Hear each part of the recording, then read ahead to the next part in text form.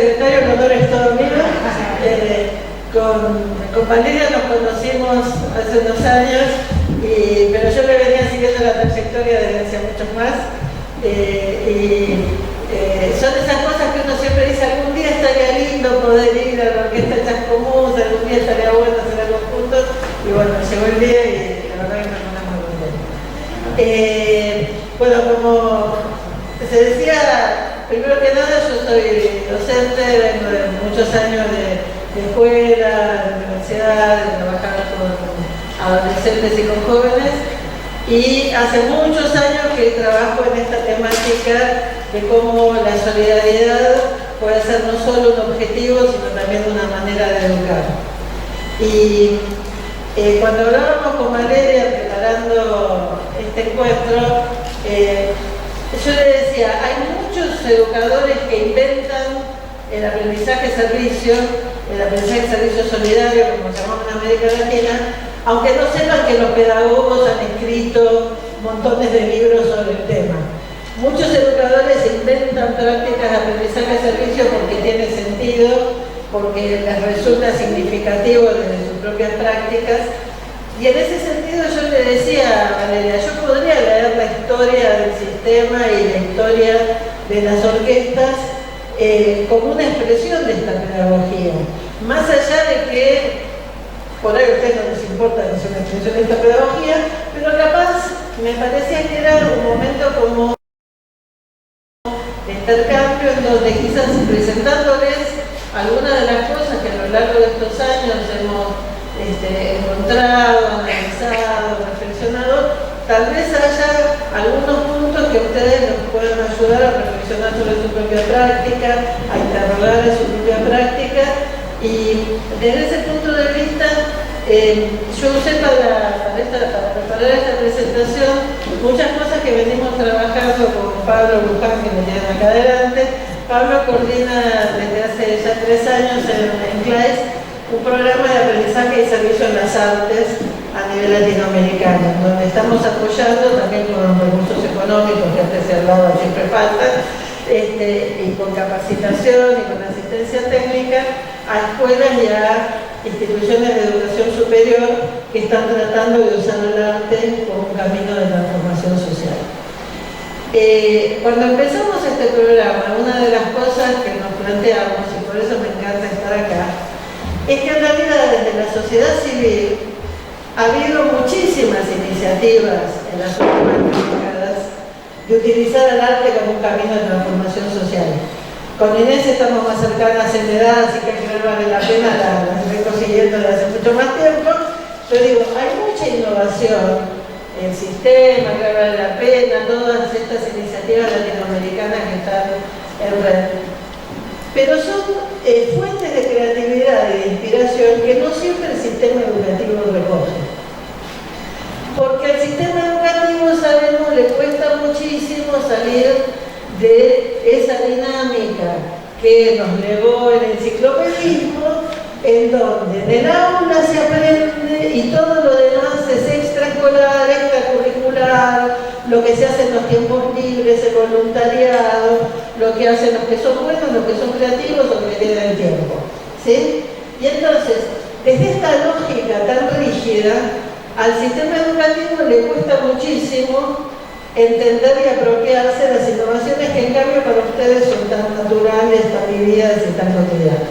Entonces, nosotros trabajamos básicamente en descubrir, poner en valor, visibilizar, acompañar experiencias que logran superar estas vidas paralelas y estos fosos que tiene la educación tradicional y poder articular todo en una misma experiencia, en un mismo proyecto. Ahora vieron que como todos queremos ser Finlandia, está muy de moda hablar de aprendizaje en base a proyectos, pero la verdad es que nosotros estamos recogiendo desde hace 25 años experiencias que antes de que se hablara de Finlandia ya estaban haciendo proyectos que eran al mismo tiempo educativos y solidarios. Esta foto tiene ya algunos años, es del Bachillerato de Arte de La Plata, en donde a un docente se le ocurrió que el trabajo final de la materia podía no ser una muestra dentro de la escuela, sino una producción que fuera significativa para otra gente que podía necesitar el arte en sus vidas. Y entonces hicieron una alianza con el pabellón oncológico del hospital, entrevistaron a los médicos, a las enfermeras, a los pacientes, trataron de entender cuáles eran los coloridos y los aspectos en los que podían intervenir en la sala del pabellón, y tomaron esos paneles de acrílico, vieron, con ese verde horrible hospital, y los intervinieron con sus propias obras de arte. A mí quería empezar con este ejemplo porque me parece que muchas veces es mucho más sencillo de lo que imaginamos hacer que el arte llegue a gente que puede beneficiarse del arte fuera de los espacios que tradicionalmente dedicamos a las artes. Y en ese sentido, muchos de nosotros hemos sido víctimas de la enseñanza tradicional de la música. Yo soy asmática y la flauta dulce no se me daba muy bien, música siempre me bajaba el promedio, pero frente a este tipo de experiencias tradicionales, las que nosotros estamos acompañando son justamente las que logran, también desde la enseñanza de la música, tener un impacto en la comunidad. De esta experiencia les voy a hablar en detalle un poco más adelante, pero ya se las anticipo, es una de las escuelas que estamos acompañando con el programa de Pablo, en la Escuela de Arte de Tilcara, una escuela muy nueva que fue fundada hace menos de 10 años, y desde música se les ocurrió abordar algo que es una problemática muy característica de la quebrada. Pero no sé si, supongo que la mayoría saben que en la quebrada las bandas de sicu son indispensables para casamientos, funerales, carnavales, fiestas de 15. Las bandas de sicu tienen también esa connotación de espacio de encuentro de los jóvenes, que pueden tener la murga en el espacio rioplatense, y tiene esa cosa identitaria del carnaval brasileño. Pero los ancianos de la comunidad que saben producir y afinar sikus, que es un arte muy particular, se están haciendo viejos y tienen lista de espera, porque cuando a un pibe de la banda de sikus se le rompe su siku, tiene que ponerse en lista de espera para que el abuelo se la arregle. Entonces a la escuela de música se le ocurrió generar un espacio de, ellos se autodenominan luthiers autóctonos, y entonces armaron un taller para producir y reparar sikus.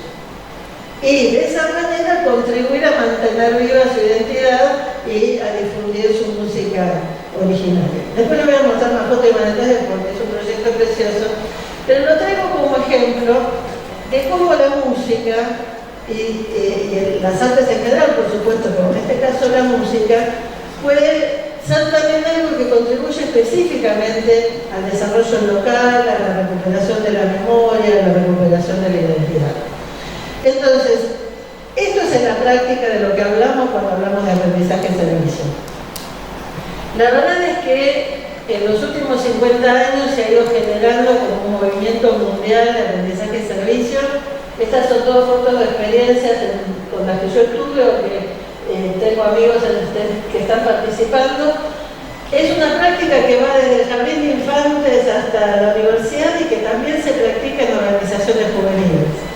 Es un grupo juvenil de Colombia que está promoviendo agricultura urbana en un barrio periférico en donde la gente se olvidó de cultivar y que come cada vez peor y cada vez menos, como pasa en nuestros conurbanos, hasta las estudiantes de medicina de Kuala Lumpur, en Malasia, que desde la universidad recorren los lugares a los que no llegan los médicos para hacer análisis de visión y permitir que gente que no tiene acceso a los médicos pueda tener ayuda. Son dos ejemplos, hay muchísimas experiencias de aprendizaje de servicio en todas las disciplinas, en todos los continentes. Y de hecho, como dice un especialista, la historia de la práctica es mucho más antigua que el momento en que un grupo de especialistas norteamericanos inventaron la palabra, el concepto servicular. que lo inventaron en los años 60, pero la verdad las prácticas son mucho más antiguas. Entonces,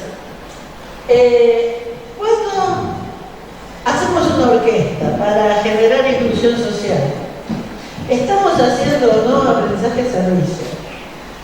Yo creo que sí, pero como ustedes son los que saben, me gustaba explicarles qué entendemos por aprendizaje-servicio para que ustedes den la respuesta a esa pregunta. Como es algo desarrollado a nivel mundial, hay miles de definiciones distintas. Para empezar por lo más fácil, es decir, uno aprende haciendo algo juntos para el bien común. Desde una onda más latinoamericana o de Freire, diríamos, es reflexión y acción transformadora de la realidad. Y nosotros solemos decir que es una acción solidaria que está protagonizada por los estudiantes, pero articulada intencionadamente con contenidos de aprendizaje. Y cuando digo contenido de aprendizaje puede ser de una disciplina artística, pero puede ser también aprender a convivir, aprender a hacer, aprender a organizarse, aprender valores. Definitivamente podríamos decir que el aprendizaje servicio solidario es educar no cualquier solidaridad, sino una solidaridad inteligente y transformadora. Y digo esto, y voy a volver un poquito después sobre el tema. Sabemos que las palabras a veces se devalúan casi más que la moneda nacional y que a veces llamamos solidario a cualquier cosa. En el bailando parece que hacemos el solidario, entonces uno ya no sabe muy bien de qué está hablando cuando habla de solidaridad a veces. Entonces nos parece importante después precisarlo. No es cualquier solidaridad. Hablamos de aprendizaje-servicio cuando estamos haciendo una experiencia, un proyecto, una práctica, pero de alguna manera es también una metodología. Es un formato particular del aprendizaje en base a proyectos, es un formato particular a nivel universitario de investigación y acción participativa, pero en definitiva muchos autores lo consideran una pedagogía porque es una manera de pensar la educación. Y es sobre todo desde este estadio, en donde pienso que hay mucho en común entre cómo piensa la educación, el sistema, y cómo se piensa la educación desde el aprendizaje-servicio. Nosotros muchas veces usamos estos cuadrantes como una especie de mapa para entender dónde estamos parados. Imagínense este eje vertical que de menor a mayor mide la calidad del servicio que ofrecemos a la comunidad. A veces la comunidad realmente se enriquece mucho por lo que nosotros hacemos y hay veces que no se enriquece tanto. Hay veces que saliendo a la comunidad no aprendemos nada, y pienso en tantos grupos de buena voluntad que van a regolear alimentos no perecederos y que van un día y después no aparecen nunca más. Bueno, ese tipo de cosas capaz no se aprende mucho sobre la realidad. Y hay en cambio proyectos como los que vimos en donde uno está poniendo en juego disciplinas concretas, conocimientos concretos, competencias concretas. Entonces estos dos ejes nos delimitan estos cuatro cuadrantes. Por un lado tenemos trabajos de campo. Bueno, ¿vieron cuando, por ejemplo, el Capital es típico? Vamos a hacer la salida a la reserva ecológica. Vamos, volvemos, hicimos un paseo, está bárbaro porque nos perdimos clase, pero vimos que la gente lo depreda, que hay lugares incendiados. No hicimos nada para mejorar la reserva ecológica, ni para cuidarla. Fuimos, miramos y volvimos. ¿Sí? Eso es una salida a la comunidad que no mejora ni transforma en nada a la comunidad. En el otro extremo tenemos lo que llamamos iniciativas o voluntariados asistemáticos. ¿Vieron esas cosas que un día nos agarra la idea y hacemos algo? Hablando de bicentenarios, esto es en La Rioja, que para el bicentenario se les ocurrió pintar de celeste y blanco los muros. Bueno, es una iniciativa que empieza y termina y que no genera cambios de mediano y largo plazo.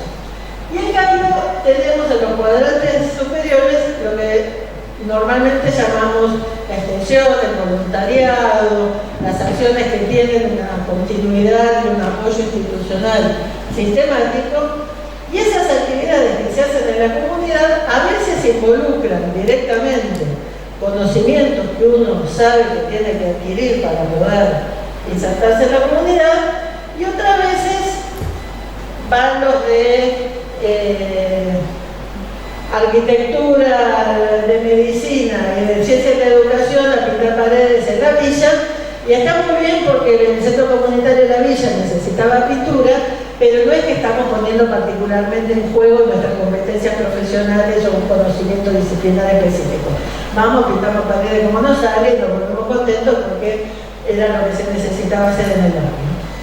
En cambio, y siguiendo con lo de pintar paredes, y me encantó la mención a Berisso, uno de nuestros colegas es profesor de historia en una escuela de Berisso, se puso de acuerdo con la profesora de plástica y entonces empezaron a recuperar la historia de Berisso generando murales representativos de distintos momentos y de distintas colectividades de Berisso. Y entonces rescataron la historia del tranvía, le pintaron un mural a la sociedad de los lituanos, hicieron un mural sobre el 17 de octubre, etcétera, etcétera. Entonces, en todos los tres casos, lo que se hizo fue pintar paredes. Lo que cambia es qué tanto impacto tiene sobre la comunidad y qué tanto impacto tiene sobre los aprendizajes de los protagonistas, ¿sí? Y me parece que ya están viendo por dónde viene la relación del aprendizaje y servicio con lo que hacen ustedes. Una cosa que nosotros hemos visto por experiencia es que no todas las prácticas de aprendizaje y servicio son necesariamente de la misma calidad. A veces hay un poquitito de aprendizaje y un poquitito de solidaridad con la comunidad. A veces somos muy solidarios con la comunidad, pero no aprendimos tanto, y a veces aprendimos muchísimo, pero con la comunidad más. ¿Sí? Lo que aspiramos es a proyectos en donde sea igualmente significativo lo que aprenden los niños, los adolescentes, los jóvenes, que el impacto que estos aprendizajes generan en su comunidad. Sí, ahí es donde decimos hay un aprendizaje de servicio solidario de calidad. Hay muchísima investigación en muchas partes del mundo, pero sobre todo en América Latina, en España, en Estados Unidos. Los chicos que participan en estas actividades, cuando pertenecen a esas poblaciones que el sistema educativo suele calificar de vulnerables, carenciados, destinatarios, beneficiarios, todas esas palabras que conocemos, en estos proyectos los chicos son protagonistas, que me parece lo que pasa en las orquestas. Y tener la dignidad de ser protagonistas cambia radicalmente el por qué se participa en el proyecto y cómo se participa en el proyecto. Lo que muchas investigaciones muestran es que cuando se dan este tipo de actividades que articulan aprendizaje y solidaridad, el impacto de la inclusión educativa y social es enorme, porque al cambiar el rol del pobrecito que le vas a pedir y pasar a ser alguien que está haciendo algo positivo por su comunidad, esto impacta en la autoestima, impacta en la capacidad de planificar un proyecto de vida, impacta en el desarrollo de competencias y en el caso escolar impacta tan fácilmente como que de golpe ir a la escuela empieza a tener sentido y entonces voy más seguido a clase, aprendo más, repito menos y entonces no quedo estudiando. ¿Sí? Pero en términos generales hay mucha investigación que se ha hecho sobre aprendizaje y servicio que muestra cómo este cambio de rol es lo que impacta en la inclusión. Y al mismo tiempo hay mucha investigación que muestra que se aprende mejor cuando uno no está aprendiendo por la nota o aprendiendo solo para lucirse, sino que está aprendiendo porque lo que aprende le tiene que servir a otros. Y la verdad es que en ese sentido hay experiencias en donde chicos con poquísimos recursos han hecho cosas maravillosas por su comunidad y que en ese proceso, como en este caso de fabricación de hornos solares, aprendieron mucho más física, química, ciencia, agencia de tecnología de la que mandan los programas, pero porque querían atender a una necesidad concreta de su comunidad. Y en ese sentido me parece que justamente la solidaridad construye sentidos para los procesos educativos que otras cuestiones quizás no lo construyen de forma tan fuerte. Bueno, espero hasta ahora haberlos convencido del concepto. Entonces, yo quería entrar un poco más en detalle en las tres características que, más allá de todas las definiciones distintas que hay en el planeta, hay tres características que cuando uno ve que están esas tres características, dice, esto es aprendizaje servicio, no importa cómo lo llamen. Mar del Plata tiene prácticas sociocomunitarias. Ustedes saben que casi todas las universidades públicas argentinas en este momento tienen, o en alguna carrera o a nivel de toda la universidad, algún requisito obligatorio, que en la práctica es de aprendizaje-servicio, pero como cada universidad nacional tiene su propia identidad, hay como 25 nombres distintos. En la UBA son prácticas sociales educativas, en la de Río Cuarto son sociocomunitarias. Bueno, cada uno le pone su identidad, pero ¿cómo hacemos para reconocer si es, a ver, si tiene cuatro patas y ladra, es perro? Bueno, si tiene estas tres características, se llame como se llame, nosotros nos damos cuenta que es aprendizaje servicio. La primera es que hay una actividad solidaria. Y en América Latina, a la palabra servicio, que tradujimos del original inglés, le agregamos solidaridad porque sabemos que no cualquier servicio es lo mismo que solidaridad. Solidaridad es trabajar con los otros y no solo para los otros. Y entonces, cuando hay una actividad que es de verdad solidaria, esa es la primera cuestión. La segunda cuestión es, el protagonismo está en los niños, los jóvenes, los adolescentes, los que hacen el proyecto, o los adultos que hacen el proyecto. El protagonismo no está en los que dirigen, en los formadores, en los que educan, está en quienes hacen la tarea. Pero hay un tercer componente que lo distingue de otras formas de trabajo social, que es que en todos estos proyectos hay educadores, formales o no formales, que además de saber qué nos pide la comunidad y qué vamos a trabajar con la comunidad, sabe y ayuda a conducir qué es lo que se va a aprender en el proceso, cuáles son los contenidos disciplinares, las competencias, los saberes que se van a desarrollar en ese proceso. Voy a dar un ejemplo un poquito malvado. Cuando yo empezaba estas cuestiones hace como 25 años en el Ministerio de Educación, un día viene una colega y me dice, ay, ¿sabés que visité una escuela en Catamarca que hace justo eso que vos decís? Yo le digo, contame. Eran los 90, cuando se acuerdan que estafeta que paraba, estafeta que cerraba. Bueno, en el pueblo les habían cerrado la estafeta de correos. Y entonces la directora del colegio había decidido proponerle a todo el pueblo que pusieran en sus cartas de remitente, de dirección, la dirección del colegio, que los chicos se iban a encargar de repartir las cartas. Entonces a mí, pensando en estas tres características, me vino con una cosita de decir, bueno, puede ser que la comunidad necesite que le lleguen las cartas, pero habría que preguntarse si tienen que ser los chicos los que hagan el cartero gratis.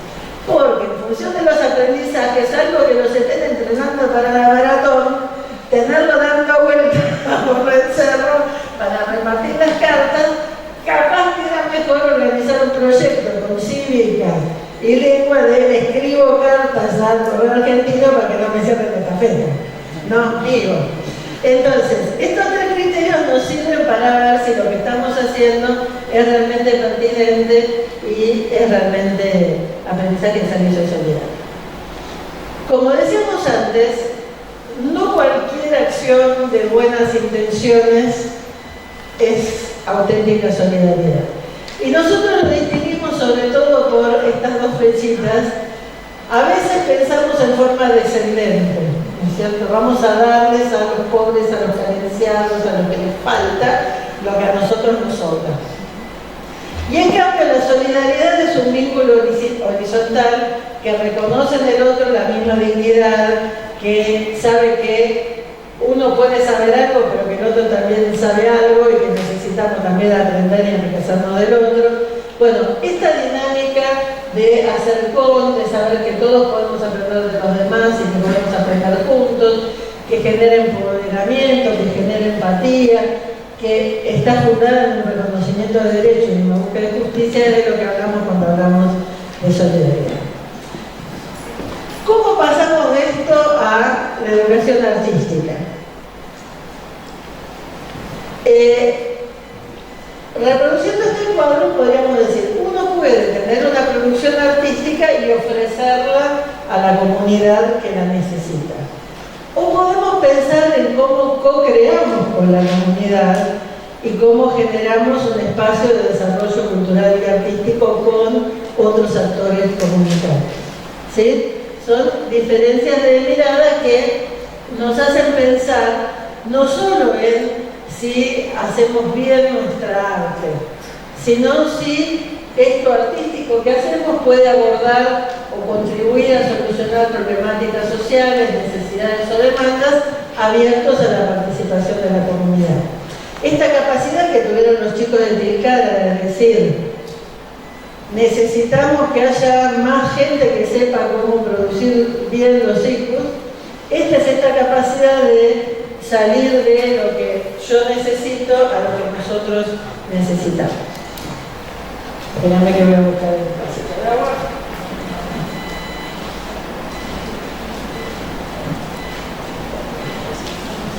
¿Vieron esa famosa frase que dice que mejor que regalar el pescado es enseñar a pescar? Yo tengo un amigo de una organización comunitaria de muchos años que dice que eso está muy lindo en la poesía, pero que en la práctica, si uno no comió primero, es difícil que tenga fuerza para sostener la caña, y que aunque te enseñen a pescar, si vivís en medio de la puna, difícil que te sirva de algo que te dé la caña y te enseñen a pescar. Pensando en esta imagen de mi amigo que me pareció brillante, nosotros pensamos, bueno, hay distintas maneras en las que podemos servir a la comunidad, que todas son válidas, pero que necesitamos entender también los alcances que tienen. ¿Por qué? Por un lado está el pescado. Y a veces, aunque lo llamemos asistencialismo o lo que quieras, a veces hubo gente que se inundó y perdió todo y tenemos que hacer la campaña o organizar un concierto de beneficio porque se necesita atender una demanda urgente. Y mirar por otro lado, porque eso de beneficencia no sirve. ¿Sí? Hay que atender la necesidad que emerge. A veces, y por eso ponemos las campañas de difusión acá, a veces lo que necesita la comunidad es información. ¿Cómo hacemos cuando contagiando del dengue? Ahora quién sabe qué vamos a hacer con el coronavirus, qué sé yo. A veces lo que se necesita es información. Pero después está esta dimensión de la caña de pescar que vendría a ser el intercambio y difusión de saberes, lo que las universidades llaman la transferencia. Sí, bueno, hay cosas que nosotros sabemos que al otro le puede servir, pero necesitamos pensarlo desde esta dimensión de intercambio, porque si no corremos el riesgo de enseñarle a nosotros cosas que no necesitan o de enseñarle la lección equivocada. Pero hay una tercera dimensión que me parece que está buena para reflexionar, que es esta dimensión de aunque te enseña a pescar, si no tenés al menos una lagunita, no sirve. Y entonces esta dimensión es el desarrollo local. A veces hay miradas muy ingenuas. Yo me acuerdo otras épocas en donde los ministerios de trabajo hacían cursos de capacitación laboral en medio de una sociedad que estaba en absoluta crisis de desempleo, y entonces si te capacitan pero no hay dónde trabajar, es difícil. Y en ese sentido me parece que desde la educación artística y en general de todas las artes se puede contribuir en estas tres dimensiones. Y nosotros hemos visto muchos proyectos en donde se hacen objetos artísticos o exhibiciones artísticas a beneficio de quienes tienen una necesidad urgente. Se enseña a otros a desarrollar, por ejemplo, lo que hacen los chicos de Tilcara, que le enseñan a otros adolescentes a cómo fabricar sus circus y cómo afinarlos. Y también muchas veces las artes pueden contribuir a dar impulso a procesos de desarrollo local. ¿sí? Creo que después del discurso del subsecretario me puedo ahorrar mucho en este aspecto, pero me parece que es bueno reflexionar en qué medida las artes, por el hecho de que desarrollan no solo las capacidades creativas de las personas, sino que también tienen un impacto en desarrollar la creatividad comunitaria, son en sí mismos una fuente de desarrollo. Vieron que a veces parece que las políticas culturales es lo que vamos a hacer cuando ya hayamos cubierto todas las otras necesidades. Y en cambio, muchas veces, esta es una necesidad primaria, desencadenar nuestra creatividad colectiva, y para eso las artes tienen un poder enorme de desarrollar nuestra creatividad que se puede después aplicar en muchos otros campos. Me parece que esto lo hicimos en el contexto de un proyecto latinoamericano, pero me parece que es extremadamente válido para nuestro país. Las artes son un lenguaje universal que puede contribuir a esto que la UNESCO decía que es uno de los pilares de la educación del siglo XXI, que es aprender a vivir juntos. Si uno entra en las redes sociales parece que estamos desaprendiendo muy rápido cómo vivir juntos y que hay lógicas y algoritmos que nos ayudan a dividirnos, fraccionarnos y agrietarnos cada vez más, y que en cambio las artes tienen este valor y esta potencia que es capaz de generar lenguajes que superen las grietas y los desencuentros. Pienso en la orquesta de Barenboim, de palestinos y judíos, pienso en tantos ejemplos en que el arte ha sido puente de encuentro y de entendimiento. Y por otro lado, esta palabra que se repitió varias veces, el patrimonio. El arte genera un patrimonio cultural en una localidad que es en sí misma también una fuente de desarrollo local, no solo desde lo simbólico, sino que tiene también un impacto concreto en la vida cotidiana. Nosotros acompañamos hace unos años un proyecto de una universidad peruana en el norte de Perú, en la zona más pobre de Perú, en los alrededores de Chiclayo, en donde desde hace unos años había una serie de hallazgos arqueológicos de una cultura muy antigua, la cultura mochica, de la que son herederos directos los actuales habitantes de la zona de Chiclayo. Y claro, la primera reacción instintiva por cómo funciona Perú es los hallazgos arqueológicos se llevan al Museo Arqueológico de Lima. Y en cambio, cuando se encontró la primera gran pirámide del señor de Zipán, la comunidad y los arqueólogos decidieron que el museo se iba a instalar ahí. Y a partir de allí no solo se instaló este mega museo fabuloso en Chiclayo, que se convirtió en una fuente de atracción de turismo y de desarrollo, sino que esa lógica se fue aplicando a todos los pequeños lugares donde aparecieron nuestros yacimientos. Y entonces los estudiantes de la universidad ayudaban cuando un arqueólogo encontraba en un paraje perdido donde había 6 ranchos y 4 gallinas, los estudiantes de la universidad ayudaban a generar el microemprendimiento del kiosco para que los turistas pudieran comprarse la Coca-Cola mientras miraban el yacimiento, enseñarle inglés a los chicos y a los adultos para que entendieran el turismo, y para generar un espacio cultural de recuperación de la identidad local que al mismo tiempo fueron factores de desarrollo. ¿Sí? Para volver a los chicos de Tilcara, a mí una cosa que me encanta del protagonismo de los estudiantes es que estos chicos están recuperando la cultura colla, hablan de una manera conmovedora de sus antiguos.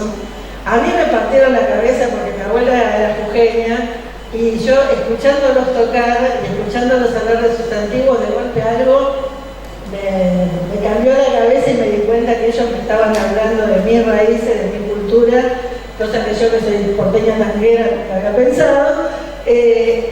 Y al mismo tiempo son chicos del siglo XXI, entonces después de toda la explicación de los viejos de cómo había que hacer para afinar el sicu, los chicos fueron al ciber del pueblo, se descargaron una app y afinan a los sicus con la app que se bajaron de internet.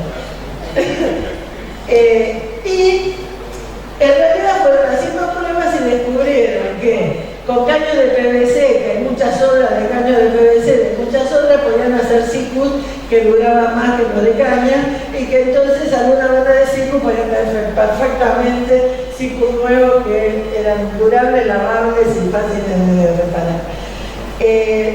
Me parece que el arte tiene esta capacidad. Estas son imágenes de un proyecto en Colombia, en Cali. Ustedes saben que Cali es famosa por el cartel, y la universidad está trabajando en esos barrios donde dominan el cartel más que el gobierno, y están usando las artes como una manera de ofrecer otros caminos a los jóvenes de esos barrios en donde su salida laboral más inmediata, ¿se imaginan cuál es? Y entonces han promovido bandas de cumbia, ballet de danza, expresiones artísticas varias, y ahora hay varios raperos y cumbieros que están haciendo carrera y grabando en los estudios de la universidad, y que además de generar salidas concretas para muchos jóvenes, han contribuido también a cambiar el rostro de esa comunidad. Entonces, creo que ya estoy de hora, así que voy a pasar muy rápidamente para dar lugar a las preguntas. Decíamos del protagonismo de los jóvenes que hay que escucharlos. A mí me gusta siempre usar esta imagen, es de una escuela de Futalauque que están desde su huerta escolar produciendo plantines de plantas autóctonas para reforestar el Parque Nacional de los Alerces después de los incendios. Y me gustaron estas fotos que me mandaron, porque el profe, después de que estuvieron todo el año cultivando los plantines, el profe le carga las plantas en la mochila al estudiante, pero los que van a plantar los árboles son los estudiantes. Y me gustaba esta imagen de que nosotros como educadores somos los que les cargamos las mochilas de conocimientos, de saberes, pero los que tienen que desarrollar sus competencias y ser los protagonistas de sus obras son los chicos. Entonces, voy a pasar muy rápido. Simplemente como para que lo tengan en cuenta. Nosotros tenemos muchos materiales. Tenemos en nuestro sitio web muchísimos manuales que se pueden descargar directamente y gratuitamente. Yo acá trajimos con Pablo para regalarles algunos de nuestros manuales. Este es el manual de aprendizaje y servicio de las artes, que tiene experiencias de distintas partes de América Latina y que de alguna manera acompaña el paso a paso de cómo hacemos para desarrollar un itinerario desde el momento que motivamos, cómo planificamos y demás, y cómo nos encontramos con Valeria en escuelas. Traje también un manual que hicimos para escuelas con muchas citas del Papa Francisco, que tiene también como el paso a paso de cómo se desarrolla un proyecto. Básicamente el manual de artes tiene aportes para cómo desarrollar este itinerario de motivación, de diagnóstico, de diseño y planificación antes de la ejecución, y cómo integrar reflexión, sistematización, comunicación y evaluación al proceso. Entonces, ahí está. Termino con esto. Una organización amiga tiene este lema que nos encantó, que dice que solucionar los mayores problemas del mundo requiere de menos solistas y más ensambles. Y en ese sentido me parece que uno de los aprendizajes más importantes quizás en una orquesta es justamente el de aprender a vivir y a trabajar juntos, ¿no? Y hablábamos antes de la escuela de la orquesta de Wagner.